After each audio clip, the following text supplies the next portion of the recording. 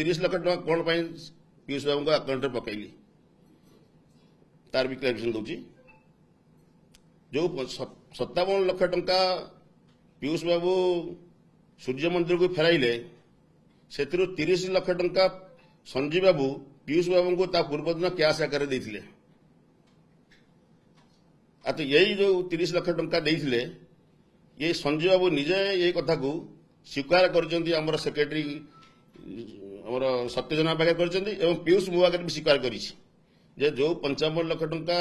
57 लाख टका सूर्य मंदिर को फेरा जाइथिला ताहार 30 लाख टका से 30 लाख टका संजीव बाबू ता पूर्व दिन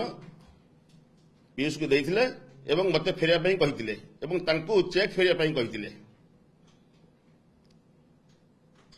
परवर्ती काल रे तांको अकाउंट रे पैसा नथिला एवं से संघे दुई थर हमर सेक्रेटरी प्रेसिडेंट को बाध्य करथिले जे तांको अकाउंट रे पैसा नाही बोते पैसा जोगाड़ करि दिया जाऊ तांकर परिवार उद्देश्य बेबे जा भाबुची से या चिंता करथिले मते पैसा फेरी सारा परे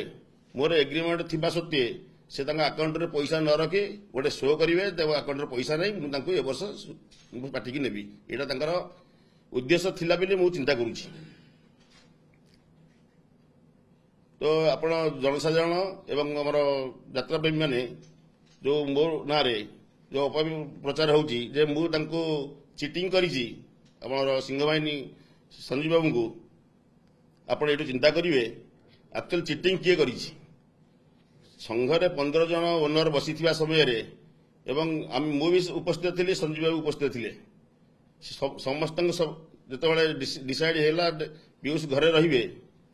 से समस्ते आम चुप रही किंतु पैसा फेरैबार कार्य पीयूष रहा